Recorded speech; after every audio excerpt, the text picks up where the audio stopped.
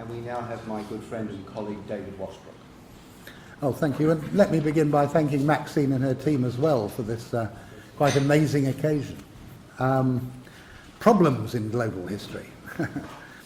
Well, perhaps is the case with all new or revisionist movements in historiography, global history has spent most of its time distinguishing itself from its antecedents and clarifying what it is not.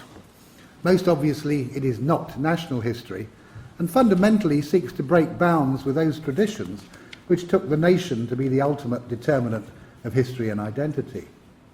Also, of course, it is not international history, a history of the world written simply in terms of the relations between different national or proto-national entities.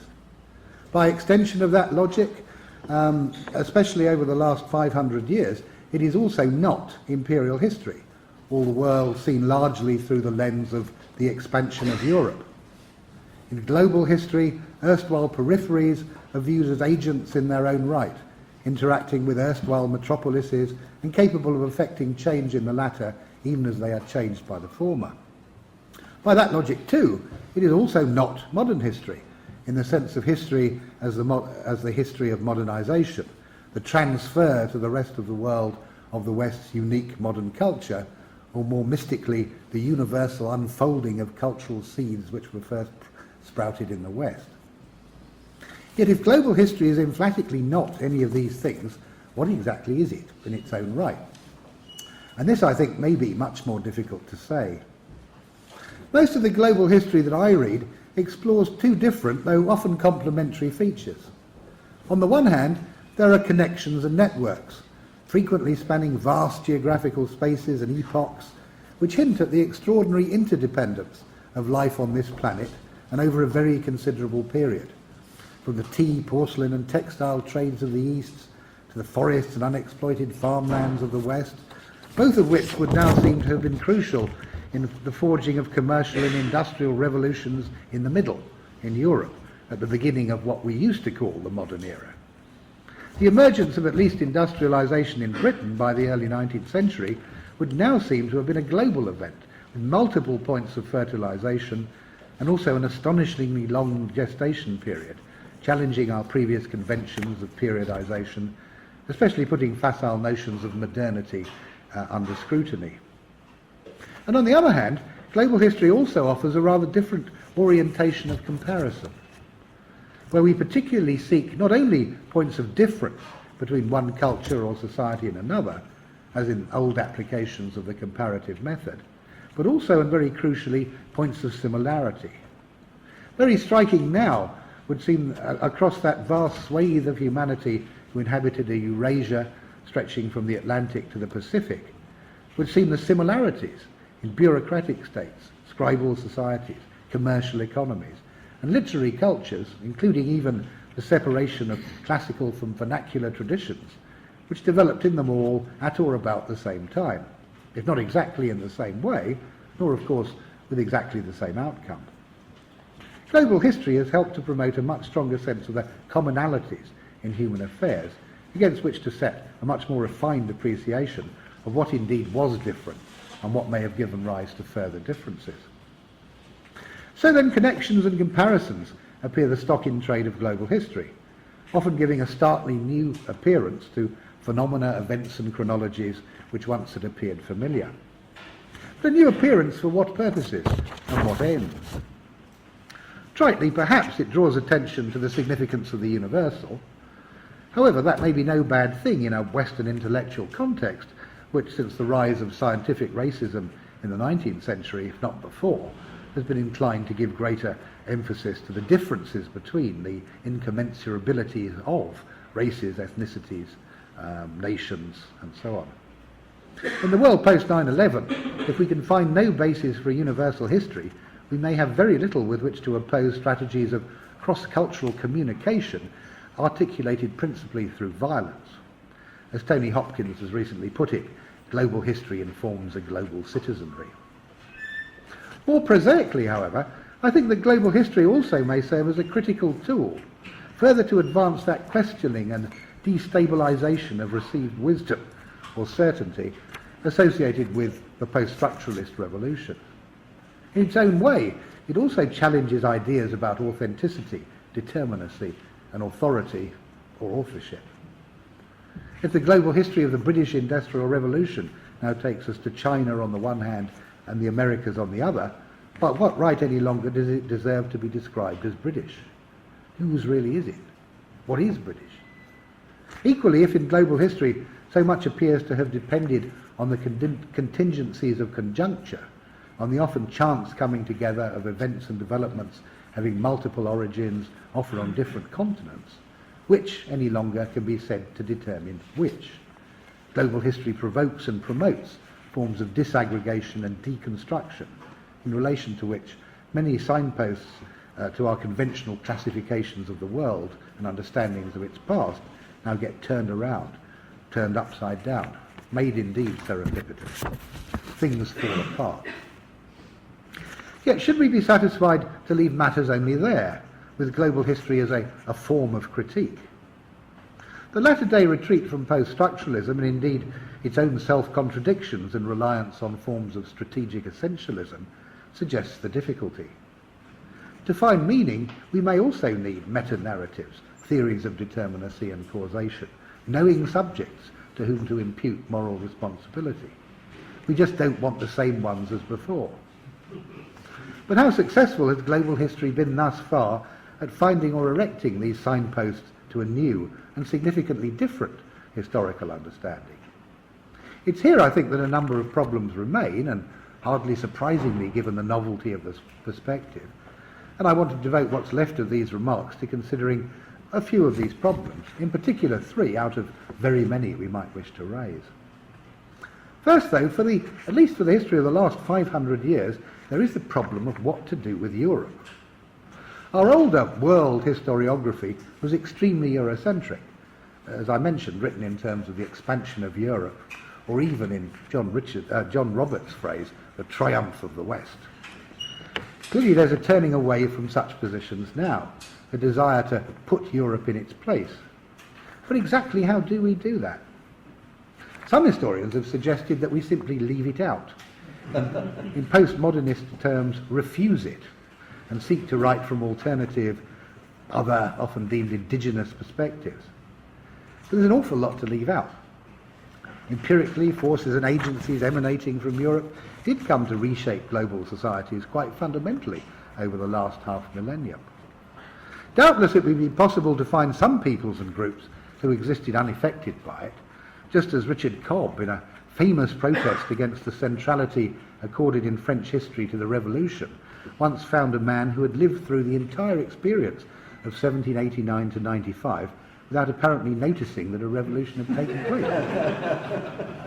But he did live locked up in an attic, and one suspects that many of those in Asia, Africa and Latin America who didn't notice the arrival of the Europeans also may have been somewhat remote from realities.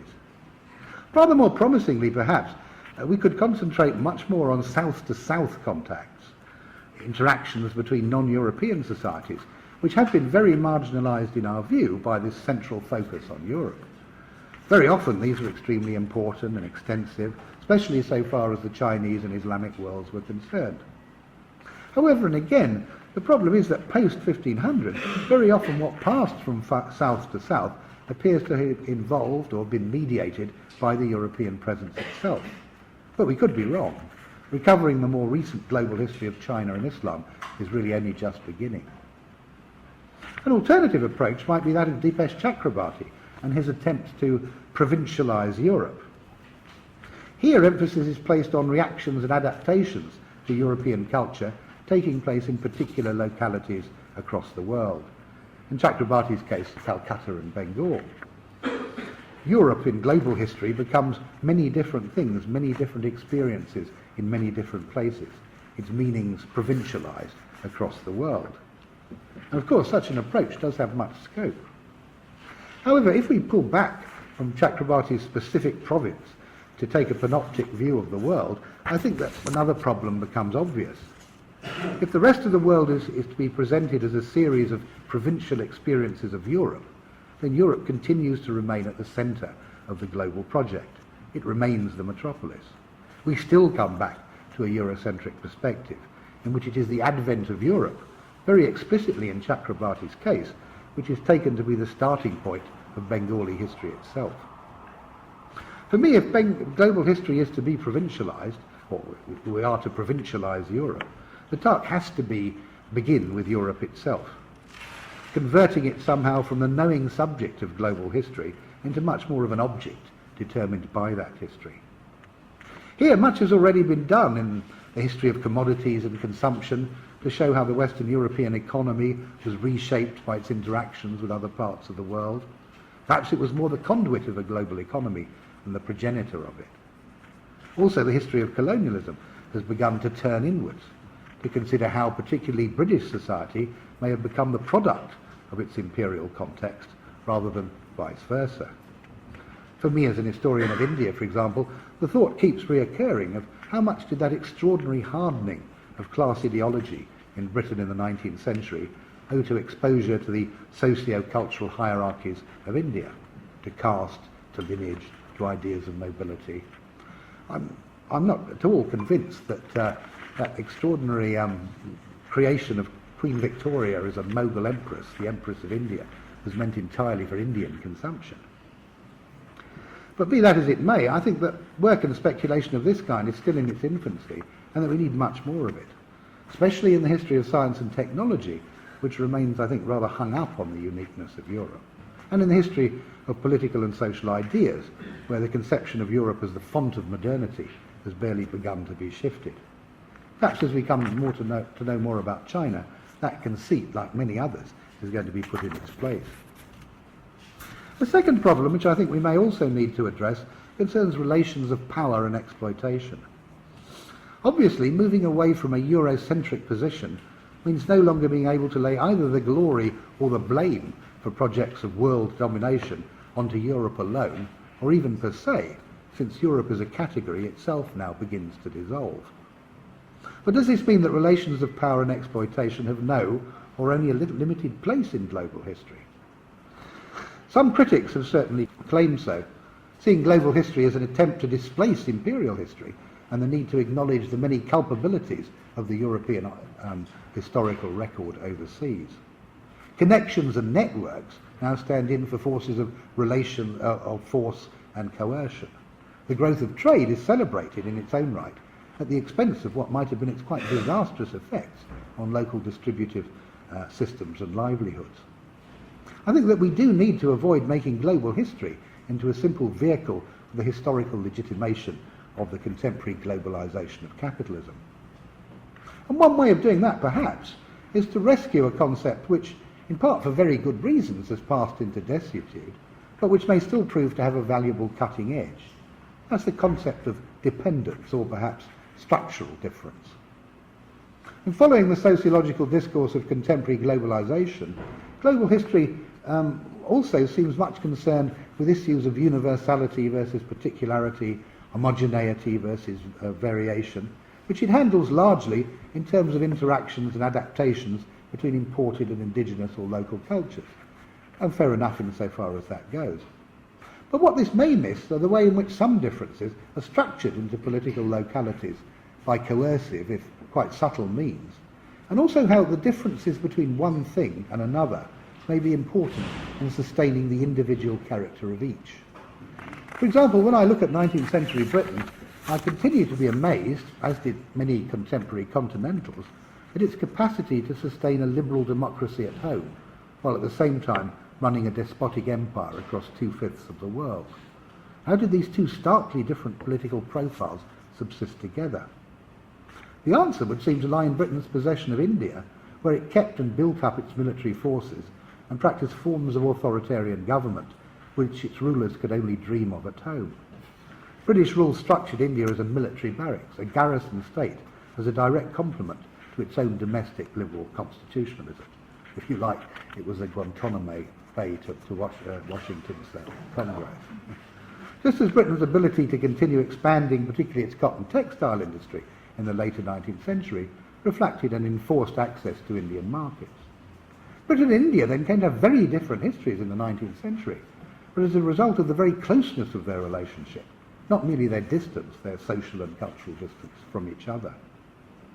Now, dependency theory of the old Frankian variety had its problems, especially in its insistence that structures and roles could never change, were fixed permanently.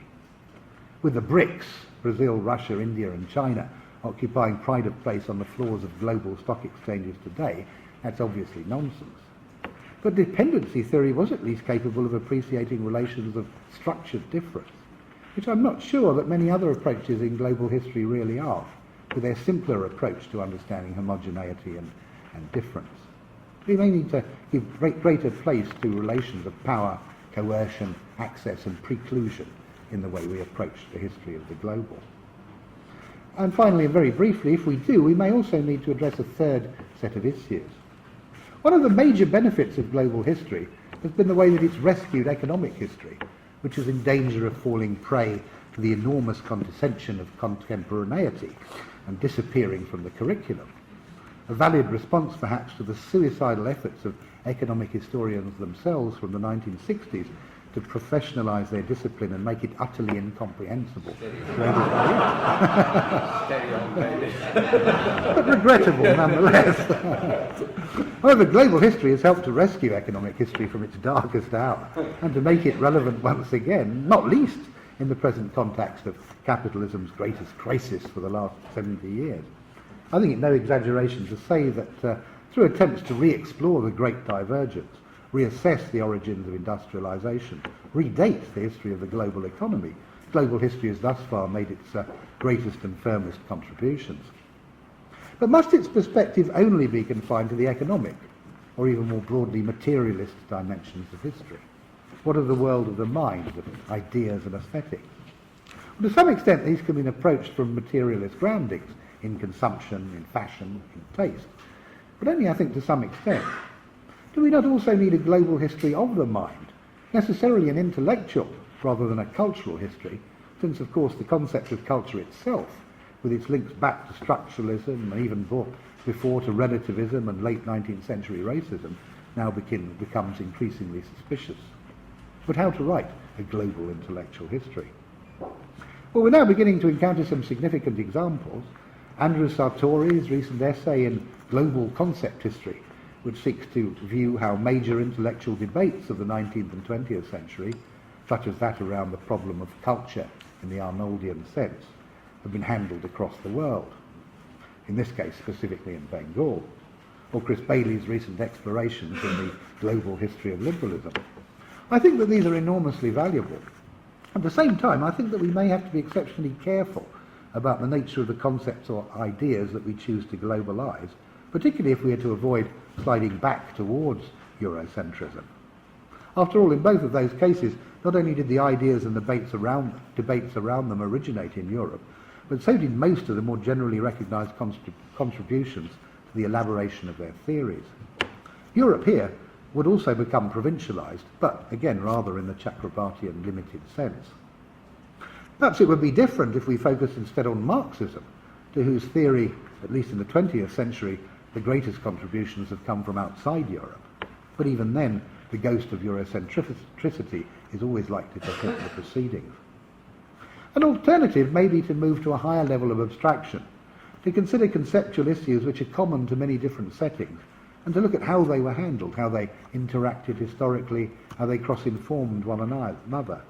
The concept of rights, perhaps, which, contrary to certain views, were never only the provenance of free-born Englishmen, or concepts of authority and obligation, of representation and equality.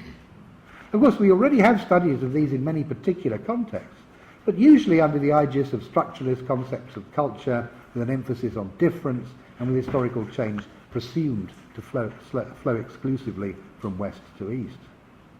But in my field of India, how did conceptions of right founded variously in royal and communitarian institutions of power, informed variously by Islam, Hinduism and Christianity, which themselves were never singular, how did these shift and change over time?